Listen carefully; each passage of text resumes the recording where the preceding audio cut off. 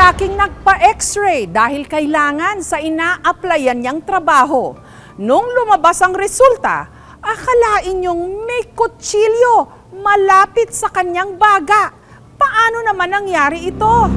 Isa ang 25 anyos na si Kent sa tinatayang 4 na milyong Pilipinong walang trabaho ngayon. Mag-a-apply ka, tapos sa Kidapawan walang tatanggap sa'yo kasi wala namang mga tao na masyado, ma'am. Kaya kahit taga Kidapawan, North Cotabato siya, nung nalaman niyang hiring ang isang mining company sa Agusan del Sur na malayo sa kanila, nagbakasakali siyang mag-apply. Pagdating ko dito, tinawagan na ako ng company. Process na naman ako, mga drug test, CBC, yun required na rin yung medical at saka yung x-ray.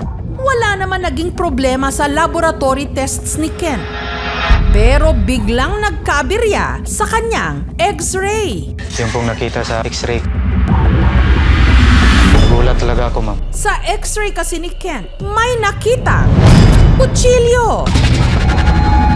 May haba itong mula 4 to 6 inches na nakatusok pa sa kanyang kanang likod. Sabi ng nurse sa akin, "Sir, may dala kang patalim, sir." Wala, ma'am, kasi bawal yan dito. Magdala ka ng patalim. Tingnan nga natin likod mo, sir. Baka nasa damit mo. Nagubad ako, tapos in-x-ray ulit ako. Katapos ng pag-x-ray ulit, pangalawa, ganun pa rin ang resulta, ma'am. Hindi ko nga rin alam na may dala-dala ako na ma'am, may patalim sa katawan ko.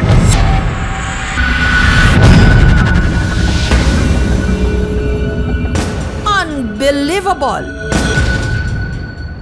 Dito na nagsimulang manumbalik sa alaala ni Kent ang nangyari noong Enero 2020. Pauwi na kami, tapos doon kami dumaan sa liblib na daan, ma'am. Tapos hindi namin alam na may tambay pala doon. Trip niya, mga saksak lang agad.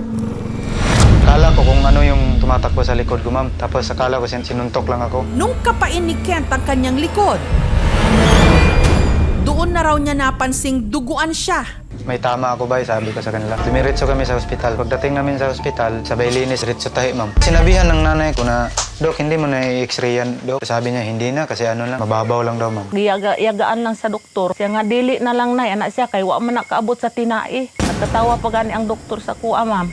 Sa loob ng mahigit 1 taon, wala naman daw masyadong naramdaman si Kent. Madali lang ako lumigin. Sumasakit yung tahi.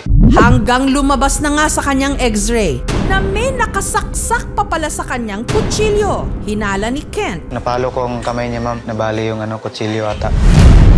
Nangyari po itong alleged sa stabbing incident last January 4, 2020. Kala niya simple lang na sugat. Yung suspect, hindi niya na ipablatter dito sa PNP station po natin.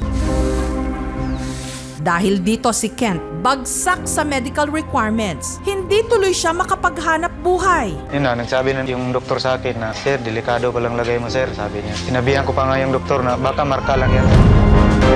Kasi matagal na yan. Hindi pwedeng marka lang to, sir, kasi hugis kutsilyo talaga. Pero ang mas ikinababahala niya, ang panganib ngayon sa kanyang buhay. Ngayon lang na wala akong ganang kumain kasi ganito. Nalaman ko kasi na may problema sa katawan ko. Dahan-dahan na maghiga. Tapos pagbangon, dahan-dahan na kasi baka maano pa yung kutsilyo sa loob. Delikado na.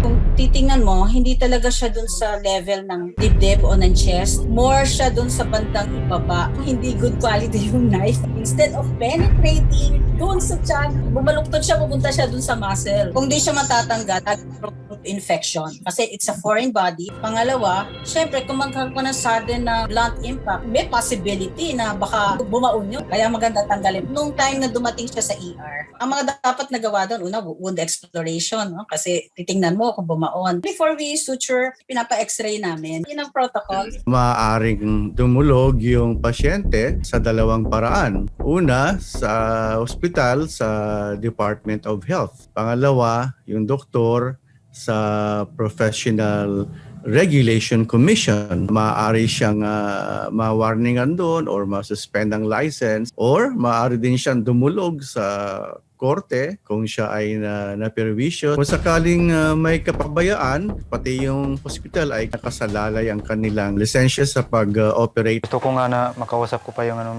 doktor na dahil sa nangyari sa akin. Habang nagpapa-x-ray si Kent na requirement sa papasukan niyang trabaho, may nakita sa kanyang likod na nakatarak na kutsilyo. Hugis kutsilyo talaga. Si Kent pala kasi nasaksak nitong nakaraang taon. Pagdating namin sa ospital, sabay linis rin sa tahi, ma'am. Sinabihan ng nanay ko na, Dok, hindi mo na i-x-ray yan. Siya nga dili na lang nay, anak siya kay wa man nakaabot sa tinai. Nagkatawa pa gani ang doktor sa kuha, ma'am. Pero hindi nila alam na may naiwan palang patalim sa loob ng kanyang katawan. Hindi ko nga rin alam na may dala-dala ako na may patalim sa katawan ko. Ang doktor na umasikaso noon kay Kent sa ER o sa emergency room, natuntun namin at nagpaunlak siya ng panayam. When the patient came in, usually vital signs will be taken. He was attended immediately. Some exploration, I did not feel anything, something that is abnormal. There was only minimal bleeding, so I sutured one. So I think there's no need to do X-ray in that patient because all the vital signs and physical examination are normal. We review as to the procedures that was conducted by the attending physician, and we found out that the physician followed all the protocols necessary para sa isang stab wound. So there was no negligence on the part of the physician. Nakikipag-ugnayan na raw sila sa pamilya ni Kent. The hospital is planning to operate this patient. Nag-adto man ang doktor dira sa balay kay istorya nga ang ingon niya sa kuha, operahan daw niya balik. Ko di ba giingnan ta ka dok nga kuan unsa na X-rayhan nato dok. Ingon ka nga dili lang kay wala kaabot sa tinai. Unya unsa naman na karon dok nga 14 ka bulan nga gidaladalan niya ng kutsilyo sa iyang likod. Yang nga bitaw no ana-ana ang doktor. Offer kasi ng doktor sa nanay ko, ooperahan nila ako, libre lahat, tapos allowance ko pag hindi pa ako makatrabaho. Papayag naman kaya si Kent na makipag-areglo? Sa akin, ma'am, okay lang sa akin na hindi na ako mag-akyat ng kaso, ma'am. Basta tutulungan nilang ako, ma'am. Patanggal lang tong ko, problema ko, ma'am. Ang among parameter to operate is the result of the CT scan. If ever na hit ng liver, we need to call a specialist. Kung may tamang liver, delikado.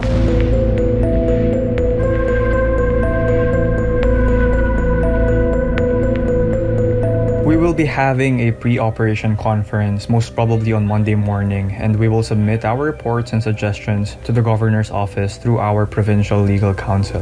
Nangako rin ang ospital na sasagutin ang kanyang mga gamot habang siya'y nagpapagaling. For Kent and his family, hindi din sila mabahala dapat. Ang provincial government is gustong tumulong talaga. Akong ginaampo ma'am nga kanang ikaduhan niyang operasyon magmalampuson na dili masayang ang iyang kinabuhi ma'am. Kay lisod kaayo. Ang panalangin ngayon ni Kent, ligtas niyang mapagtagumpayan ang nakatakdang operasyon para muli siyang makapagtrabaho. Dito lang daw siya tuluyang mabubunutan ng tinik sa dibdib matapos mabunutan ng kutsilyo.